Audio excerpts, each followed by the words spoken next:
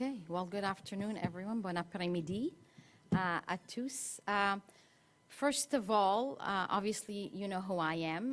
I am the Federal Minister for Immigration, Refugees, and Citizenship, and I want to begin my thanking my co-chair, the Honorable Lin Paddock, for the leadership in today's meeting. Newfoundland, Labrador, and Canada were the hosts of the meeting today. So we're here today as partners, and as you all know, immigration is a shared federal, provincial, territorial responsibility, and I'm pleased that jurisdictions were represented in the discussions today. And we are pleased to have been able to host all ministers. So we started actually last night with going to the Centennial Flame, where it showcased 13 of our jurisdictions with the flowers and with the emblems and with the date that each entered Confederation. And I think that's symbolic of the work that we do each and every day, particularly in immigration. So chaque juridiction a des besoins et des priorités distinctes. Et il y a plusieurs points sur lesquels nous nous entendons. Having participated myself in many of these exchanges previously as a provincial minister, 8 years to be exact, as a provincial minister, I very much appreciate the advocacy from my counterparts. As I said to them earlier, we are in a nation-building era, and immigration will be central to that work. Sous le leadership du Premier ministre Carney, notre gouvernement est résolu à pratiquer un fédéralisme coopératif en partenariat avec les provinces et les territoires. Under the Prime Minister's leadership, our government has recommitted to cooperative federalism in full partnership with the provinces and territories. So today, we have lived up to that ideal. Nous avons eu des discussions productives sur le niveau et les programmes, et c'est clair que nous voulons une immigration équilibrée et stratégique qui répond aux besoins du Canada. And that is why we are here. The backdrop for today's discussion is the significant change that we've been able to bring as a federal government over the last 13 months. We've reduced temporary worker and student arrivals by 73% this year compared to 2024. We've passed significant reforms to our asylum system and have brought claims down by 63%. The non-permanent resident population has dropped for 18 straight months, and rents have fallen for 20. We are on track to meet our commitments regarding the temporary resident population, and the PBO has confirmed as much. We have refocused our permanent immigration pathways on health professionals, on home builders, leading researchers, and other skilled workers. Nous faisons des choix différents, fixant des cibles différents, et nous les atteignons. So this is the momentum behind the work that we did together today. So let me turn to a couple of the things that we achieved today. Mes collègues et moi voulons la même chose.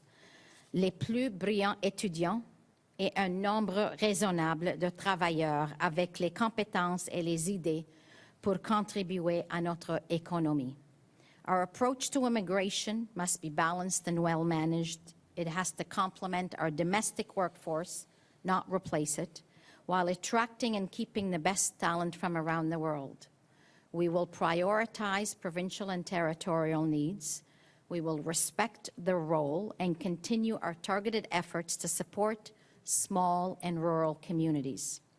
Nous devons utiliser les programmes économiques ciblés pour attirer les nouveaux arrivants dans les régions rurales, le tout dans le cadre d'un niveau d'immigration global réduit. We know our economic immigration programs and services can be improved to better support national, regional, and local economic needs with less duplication and fewer delays. Nous comprenons que pour répondre aux besoins futurs pour des travailleurs qualifiés, nous devons améliorer le recrutement et la rétention des étudiants internationaux chez nous. We will strengthen our programs and coordinate our efforts to improve settlement and integration outcomes. We'll work to better recognize foreign credentials and collaborate with colleagues from labor portfolios to discuss occupation-specific reforms. Nous savons que l'immigration est essentielle pour renforcer les collectivités francophones en situation minoritaire à l'extérieur du Québec. Nous avons donné une direction claire à nos fonctionnaires pour élaborer un nouveau plan d'action sur l'immigration francophone en collaboration avec les conseils des ministres sur la francophonie canadienne. So all these efforts serve our core objectives, which we've said them many times, but you know what they say, you gotta repeat, repeat, repeat, and we're talking now to Canadians, so it's important through you to repeat them again. That is to restore a sustainable, well-managed immigration system in Canada, one that is fair and secure and better equips newcomers to contribute fully to our country, to align our programs with our national and regional labor market needs to drive growth and prosperity, de conserver nos traditions humanitaires tout en respectant notre capacité d'accueil. And with that, I now want to turn it over to my co-chair, Minister Paddock, to say his remarks. This is on, is it? Okay. I guess first let me introduce myself. My name is Lin Paddock. I am the Minister for Jobs, Growth, Rural Development, Immigration, and Francophone Affairs in Newfoundland and Labrador. I start by thanking my federal co-chair, Minister Diab, for her collaboration and particularly her leadership, as well as my colleagues from across the country who joined us today, both in person, and we had more, some of them had to catch flights, and those that joined us virtually. I believe that we had a very productive day. C'est vraiment un honneur d'être ici aujourd'hui pour représenter Terre-Neuve-Labrador et pour exercer les fonctions de co-président du Forum des ministres responsables de l'immigration. On April the 1st, our province started its 3-year term as the provincial territorial co-chair of the Forum, marking Newfoundland and Labrador's first time in this role since the FMRI was established. FMRI plays a critical role in bringing federal, provincial, territorial governments together to align on priorities and strengthen coordination to ensure that our immigration system delivers for all Canadians and the communities that we all represent. En tant que co-président Terre-Neuve-Labrador, s'engage à favoriser une collaboration stratégique et constructive entre toutes les ordres du gouvernement. I'll try not to repeat my co-chair's remarks on the substance of today's productive discussions, but I would like to highlight a few themes we heard from provincial and territorial colleagues. First, provinces and territories believe we can, should, and must play a more substantial role in shaping immigration levels and programs to strengthen their responsiveness to the distinctive labor market and demographic needs across Canada. Each of our provinces and territories are different. We understand the realities on the ground in each of our jurisdictions, and we know the skills and talent needed to support economic growth in our regions. And that includes, as we see now, a growing list of major projects right across Canada. And a lot of those are in rural regions, as we saw today, also from Yukon in the Arctic as well. Now more than ever, stable and effective provincial and territorial immigration programs, such as the Provincial Nominee Program, and, as my colleagues from Atlantic Canada are behind me, the Atlantic Immigration Program, remain the most effective tools to address specific labor shortages in key sectors in different parts of our country. Restoring and stabilizing provincial and territorial immigration programs through a transparent approach, aligned and complementary with broader economic immigration streams, is essential. Today, we also discussed how the FMRI can work more closely with other tables on shared priorities, particularly in attracting and retaining the talent needed to grow our economy both nationally and regionally. Our session on foreign credential recognition highlighted the importance of the strong collaboration taking place with the Forum of Labour Market Ministers. This positions us well for faster progress on the integration of internationally trained professionals. Nous avons également abordé l'immigration francophone hors du Québec comme une priorité constante. Nous avons aussi discuté de la façon dont nous pouvons collaborer avec les membres du Conseil des ministres sur la francophonie canadienne pour élaborer un plan d'action fédéral, provincial, territorial visant à accroître l'immigration francophone à l'extérieur du Québec. And I'll finish with this. All of our collective work is grounded in a shared commitment to ensure that we get immigration right for all Canadians right across this country. On that note, I will now, Minister Diab, open for questions. On va commencer notre période de questions. Je vous invite à poser vos questions dans la langue de votre choix. So please feel free to ask your questions in the language of your choice. So please state your name, the outlet that you work for, and it's one question per reporter and one follow-up. Donc, si vous avez des questions, veuillez les poser dans votre langue de choix. Puis c'est une question par reporter, par journaliste et une follow-up question aussi. Merci. Good afternoon, Minister Diab. David Baxter with the Canadian Press. Bear with me, this is going to be a bit of a longer question, but it's going somewhere, don't worry. Since I last had a chance to ask you about the whole situation with Bill C-3 and the lost Canadians, your department's website updated the document guidance to say that a certified baptismal record would be one of the applicable documents if someone couldn't get a birth certificate of a Canadian ancestor. The department put out a statement that same day saying that they were pausing the finalization of any other Bill C-3 related citizenship claims and that they are currently looking into what led to this whole situation of people getting surrender letters in the first place. On Friday, the website was updated once again to remove the certification requirement from the baptismal record. On Saturday, people started getting letters from IRCC saying that their citizenship claims were being recognized once again. There is no longer a need to surrender their citizenship certificate. I've talked to some of those people. They didn't hear anything from IRCC between the first letter and the second letter and never had to submit more evidence to support their claim. Also on Monday, your department was saying that all 4,000 people who received citizenship through Bill C-3 were going to be having their citizenship claims reviewed as part of this process. They aren't getting surrender letters, but that review is ongoing. So really the question is, it's been over a week now since this whole thing started. What's going on in IRCC with this program? Thanks for the question. I appreciate your interest because many people are interested, but it also affects many people. And so it's important that we're clear on this. Being a Canadian citizen is a privilege, and it is one for, you know, you're lucky if you're born in Canada, you're a Canadian, and sometimes for many people, they don't even think about it. But for those that are not born in Canada, that is the most prized gift that they may ever receive in their lifetime. So we understand that. We also understand that for Canadians as well who are contributing to Canada, that is a very important question.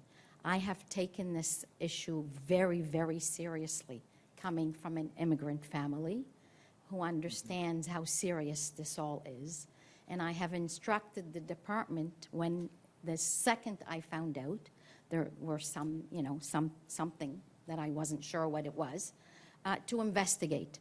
And so I can clearly tell you that at this point we are not finalizing any new applications, and all applications are being reviewed. Those that are deemed to be okay are being told you're fine. But what led to this all in the first place? Like, it's been over a week now and there's still no clear answer. There's a lot of people wondering what this means for their citizenship. Like, was it an issue with AI or advanced analytics that the department uses in helping review large batches of materials? Was it some employee made a mistake somewhere down the line and that triggered a broader review of files that they processed earlier? Like, what exactly is going on that led to people being told, you have citizenship, some of them moved to Canada, sold their places in the US, got set up here, and then they got rug pulled by the government saying, actually, you might not be a citizen anymore, and they don't know what's going on with their lives. Like, what led to this whole situation? So, again, it is serious. I am taking it very seriously, which is exactly why I've instructed the department to investigate and look fully as to what has happened and how we got ourselves to here to ensure that those who are granted Canadian citizenship have proven their lineage and are receiving the right documents. So anybody that's in Canada that may be affected will still have the status that they already had. And so they can continue to work or, you know, whatever their situation is, that is still ongoing. But as I said, we are taking it seriously and we will review it and take the time that we need, ensuring that we will be clear with Canadians. Thanks, David. Next question. Yasmine Mehdi avec Radio-Canada. Je vais rester sur le même thème. Est-ce que vous êtes capable, en français, de nous expliquer les raisons qui ont mené à ce cafouillage? Comment on a pu donner des certificats de citoyenneté, les retirer, les redonner encore? Qu'est-ce qui a mené à tout ça? Alors, mais je peux vous dire que moi, je comprends que c'est difficile pour beaucoup de gens. Je veux s'assurer tous les gens qu'on prend ces cas très sérieusement. J'ai donné des instructions à mon personnel de s'assurer exactement ce qu'ils ont fait. Et à ce moment-là, moi, j'attends exactement les résultats. Est-ce que vous pensez que vous devez des excuses à ces Canadiens qui avaient, pour certains, déjà vendu des maisons, déjà fait des plans pour s'installer au Canada, puis qui ont vécu une situation quand même très stressante pour des raisons qu'on s'explique mal? Alors, je n'ai pas des cas individuels, alors je ne sais pas de ces cas moi-même. Quand j'ai déjà dit, c'est difficile pour quelques gens, mais il y a beaucoup qui sont déjà ici dans nos pays et leur statut est continu.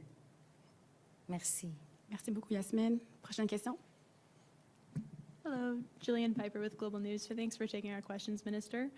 Several housing advocates asked for changes to Bill C-20 to give better protection to tenants, including a tenant bill of rights, rights of security of tenor, and so on. None of the requests were adopted, and I realize that you're not the housing minister, but you are a landlord with 14 rental units in Canada. Do you ever think that there might be a conflict of interest when tenants groups are asking for more legal protections from landlords like yourself? Thanks for that. I know it was an exciting day here today as well as last night.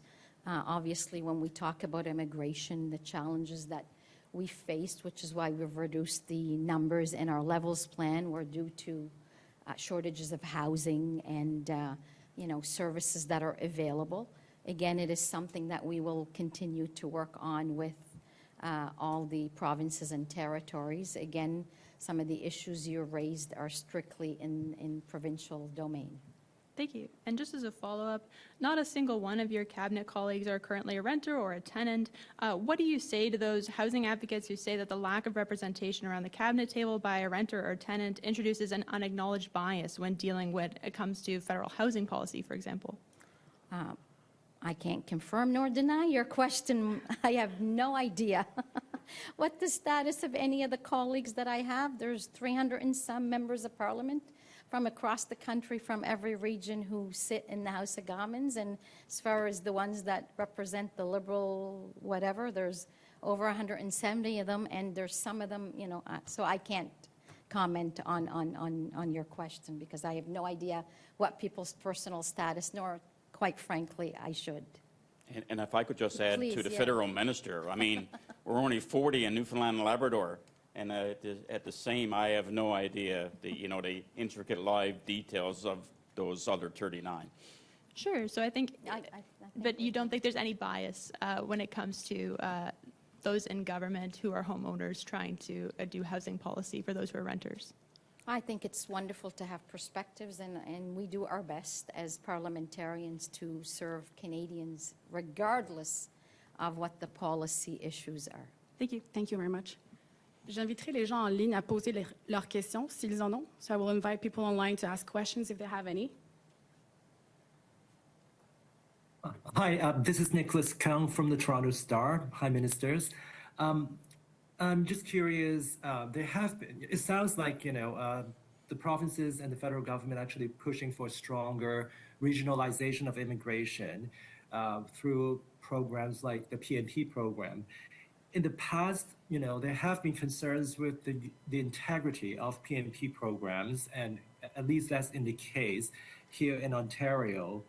I'm just curious whether Minister Diab would have any concern about the decentralization of immigration, given the lessons learned with the international student, the surge of the exponential growth of international students, when it was up to the provinces and individual institutions to manage the international education program.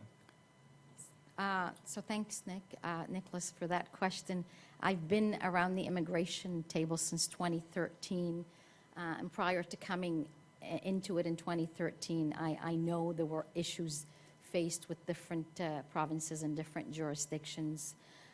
I would say to you, we've come a long way. We truly have. There's really a shared partnership and collaboration with the IRCC and the provinces and territories. There's also agreements. There's, lots of shared information that goes through between the levels of government. It is in all of our best interest to ensure that our programs are integral, and that is really, very important to all of us here. And provincial nominee programs are very important to the provinces and the territories. They've always been important, and they are, part of the solution in immigration to fill the labor gaps that, they have in their own jurisdiction. Minister, would you like to comment on that? Thank you, Minister Diab, and I'll echo that. We don't view it as a decentralization across the provinces and territories. We view it that we are best positioned to be able to respond to individual labor market needs. And, particularly with a growing demand on major projects coming, a lot of those in rural areas, we need to be agile to be able to respond to that labor market.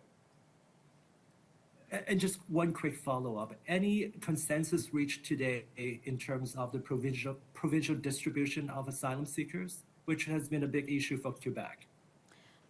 So thanks for the question. In fact, it has come up, and in fact, I've got my, the provincial minister for New Brunswick and Newfoundland as well, who both have, have worked with asylum seekers from the jurisdictions and have found it to be very rewarding. That was the word, if I can use that. That's one of my, what one of you said, very rewarding and enriching, both for the province as well as for the individuals who have found jobs and who are really doing well. So it is something that we will continue to work on and do best efforts to do that. Yeah, and if I could just add to what Minister Diab said, I mean, like in Newfoundland and Labrador, we agreed to take 290. We're now, I think, around 210. And that's agreed to take 290 up until March of next year. So we're well along on what we agreed to. And part of that reason is we view those that are coming in through that medium as asylum seekers is they're just another class of immigration. They're just another means of adding to our workforce. A lot of those are coming in with skill sets, varied skill set, that we can put to use in Newfoundland and Labrador. And I believe, in speaking with my colleague from Nouveau Brunswick, c'était le même pour eux as well. Thanks, Thank you Nick. very much. Thanks, Nick. Next question? Do we have someone online? No? Great. Well, c'est ce qui met fin à notre conférence de presse. Thank you very much, everybody. If you have any questions, the media relation team is here, and I'm here as well. Thanks.